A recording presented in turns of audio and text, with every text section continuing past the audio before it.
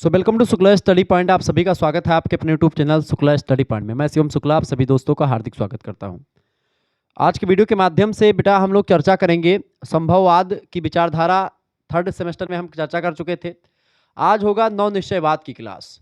नव निश्चयवाद यानी कि न्यू डिटर्मिनिज्म के नाम से जाने वाली थियरी है, जो कि सर्वमान्य है और कई सारे विद्वान इसको लेकर के एक मत हैं और इस पर अपनी मोहर लगाते हैं। तो इस विचारधारा को हम बहुत ही बारीकी के साथ आपको बताने का प्रयास करेंगे। ज़्यादा लंबी क्लास होगी नहीं। नव निश्चयवाद की विचारधारा को हम समझ लेते हैं। बीए सेकंड सेमेस्टर में अगर आप हैं तो आपको यह पढ़ना पड़ेगा नव निश्चयवाद। ठीक है। ग्रिफिथ टेलर नाम के एक विद्वान हैं, इन्होंने इस विचारधारा को बहुत कुछ दिया और आगे बढ़ाया। आधुनिक निश्चयवाद अथवा नव निश्चयवाद से आप क्या समझते हैं, प्रश्न आपसे पूछेगा। ठीक है। या टेलर का जो रुको एंड जाओ का सिद्धांत है निश्चयवाद, इसके बारे में बताएं।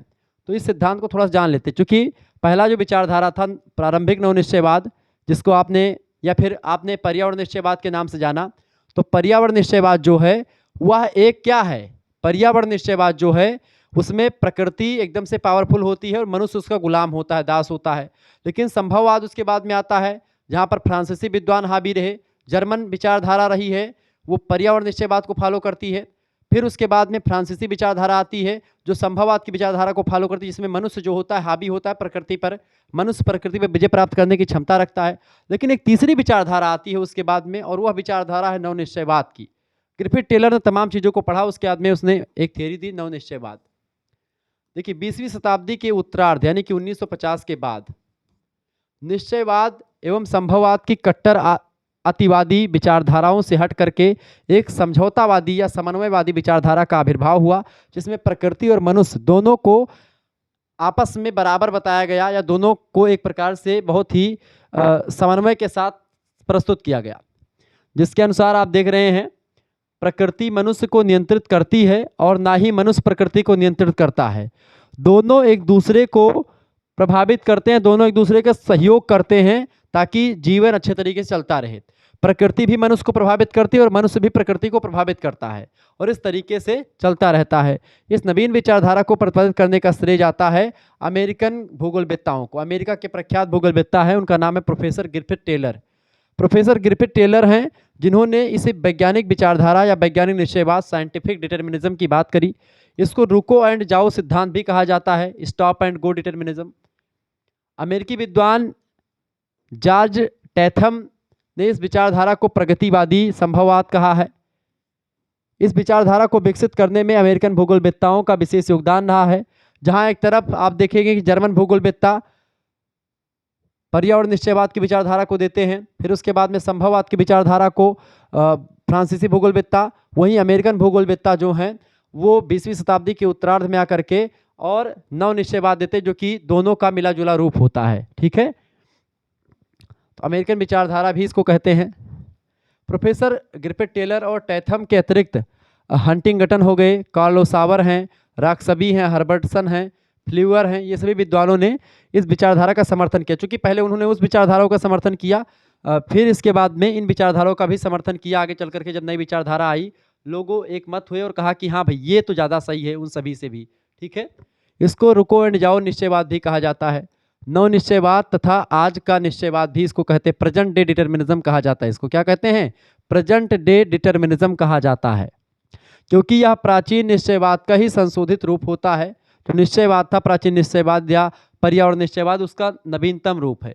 इसमें मूल अंतर केवल यह होता है कि जहाँ प्राचीन निश्चयवादी समर्थक मानव जीवन पर प्राकृतिक वातावरण का कठोर नियंत्रण मानते थे कि मनुष्य जो है उस पर पूरा का पूरा नियंत्रण प्रकृति ने बना रखा है, वहीं पर ये लोग कहते हैं कि नहीं, प्रकृति मनुष्य पर भी एक प्रकार से नियंत्रण कर सकती है और मनुष्य भी प्रकृति पर, यानी दोनों एक दूसरे के सहयोगी हैं, नियंत्रण नहीं करता एक दूसरे पर कोई। ठीक है। वहाँ नव निश्चयवादी समर्थक मानव जीवन पर प्राकृतिक वातावरण का सामान्य प्रभाव ही मानते हैं। टेलर कहता है कि मनुष्य ना तो प्रकृति का दास है और ना ही उसका स्वामी है, और ना ही मनुष्य के कार्य करने की क्षमता ही असीमित है। ये कथन कई बार परीक्षा में पूछा गया है। क्या मनुष्य ना तो प्रकृति का दास है बेटा और ना ही उसका स्वामी है, ठीक है, और ना ही मनुष्य के कार्य करने की क्षमता ही असीमित है। वस्तुतः प्रकृति ने पृथ्वी पर मनुष्य के लिए कुछ बृहत सीमाएं निर्धारित कर दी हैं। उन्हीं बृहत सीमाओं के अंदर मनुष्य अपने क्रियाकलापों को करता है। ठीक है। और उसके लिए स्वतंत्र है वो क्रियाकलाप करने के लिए। यदि मनुष्य चाहे तो प्रकृति के द्वारा निर्धारित सीमाओं का अतिक्रमण भी कर सकता है, परंतु यदि वह बुद्धिमान है तो उसे ऐसा करना ठीक नहीं वो समझेगा और वह प्रकृति के सीमाओं का अतिक्रमण नहीं करेगा। लेकिन अगर वह मूर्ख होगा तो प्रकृति की सीमाओं का जो है अतिक्रमण करेगा, प्रकृति की सीमाओं को नहीं मानेगा। अगर वो प्रकृति के सीमाओं का जो है अतिक्रमण करेगा तो प्रकृति उसको ऐसा रगड़ेगी कि वो दोबारा उठ नहीं पाएगा, ये भी तय है। ठीक है, तो टेलर ने अपनी पुस्तक 20वीं शताब्दी में भूगोल, ज्योग्राफी इन 20th सेंचुरी, बड़ी फेमस पुस्तक परीक्षा में पूछी गई, ग्रिफिथ टेलर की पुस्तक है ज्योग्राफी इन 20th सेंचुरी। उसमें उन्होंने ठीक लिखा कि मनुष्य किसी भी देश के विकास को तीव्र, मंद और रोक सकता है। ठीक है, किसी भी देश का विकास को तीव्र कर सकता है, मंद कर सकता है या रोक सकता है कौन? मनुष्य। ठीक है, यह बात आप ध्यान रखिए। कुल मिलाकर के जो निश्चयवाद है या नव निश्चयवाद है या रुको एंड जाओ थ्योरी इसलिए इसको कहते हैं, क्योंकि एक चौराहे पर मान लेते हैं एक पुलिस खड़ा हुआ है। इसको इस प्रकार से आप समझें कि एक चौराहे पर एक जो है एक पुलिस खड़ा हुआ है एक। ठीक है, अब वह पुलिस खड़ा हुआ है तो इधर से भी देखें, ये है, ये रोड है, ये रोड है। अब यहाँ पर जो मनुष्य खड़ा हुआ है, वो पुलिस खड़ा हुआ है, वो पुलिस कहता है, इधर से हाथ दिखाता है कि भाई ये वाली रोड वाले जाओ, तो ये जाते हैं, इधर वाले आते जाने लगते हैं। फिर इधर रोकता है हाथ, कहता है कि भाई अब इधर वाले आओ जाओ। तो इस तरीके से प्रकृति जो होती है वह एक प्रकार से मनुष्य को कहीं ना कहीं पे इस तरीके से कहती है कि आप रुको और जाओ। इसलिए रुको और जाओ का सिद्धांत यहाँ पर है।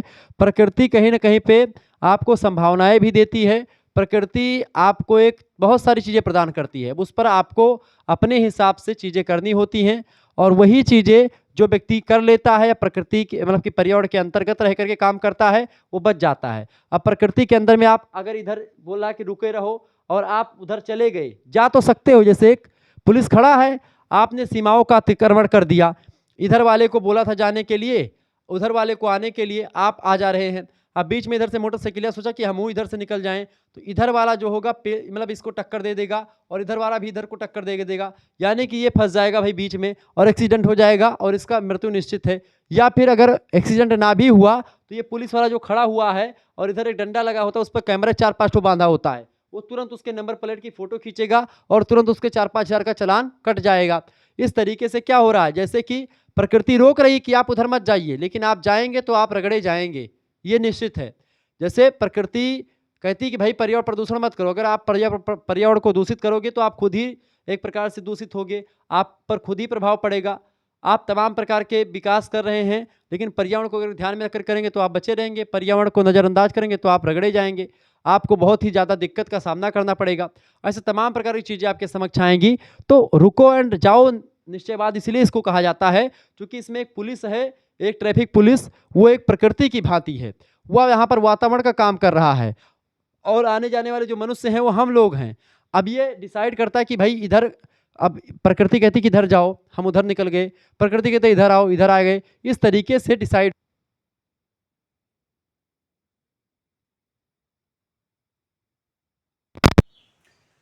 तो मनुष्य जो चाहे वो कर सकता है, मनुष्य अपने हिसाब से चीजें यहाँ पर कर सकता है, उसमें कोई दो राय नहीं है।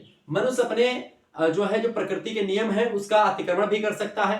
वैसे प्रकृति ने बड़ी सीमाएं प्रदान कर दी हैं कि भाई 10 मिनट के लिए आप रुक जाओ फिर चले जाना, 2 मिनट के लिए बत्ती लगी है, लाल बत्ती जब तक जलेगी तब तक रुके रहो, फिर हरी बत्ती जलेगी आप जाओ, आपको कोई नहीं रोकेगा, आप फ्री हो।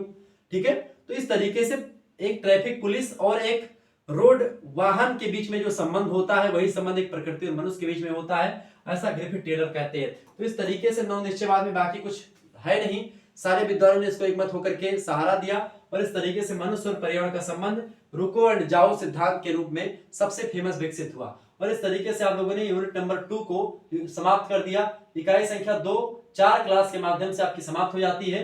तो नव निश्चयवाद ये सब आपका समाप्त हो गया। इसके बाद में जो अगली यूनिट आपकी वगैरह आएगी, देखिए 2 यूनिट आपकी हो गई हैं, यूनिट नंबर 2 हो गई है आपकी, ठीक है, और यूनिट नंबर आपकी 7 हो गई है। 8 यूनिट में आपकी कुछ जनजातियां जैसे कि भोटिया, गद्दी, थारू, भील, गोंड और संथाल और नागा। अब इनको मैं सोच रहा हूं कि 2-3-4 क्लास में ये सब भी कंप्लीट करवा दूं तो जनजाति वाला पूरा पोर्शन आपका समाप्त हो जाएगा और ये समाप्त। अब उसके बाद में 1 2 3 4 5 इकाइयां और बचेंगी आपकी, ठीक है। अब उसमें आपका जैसे कि पहली इकाई में मानव भूगोल का अर्थ, प्रकृति, परिभाषा ये सब पढ़ना है, ठीक है। उसके बाद में 3rd यूनिट में आपको जनसंख्या का वितरण पैटर्न, कैसे व्यक्ति रहते हैं, परिणाम, आवास, यही सब पढ़ना है।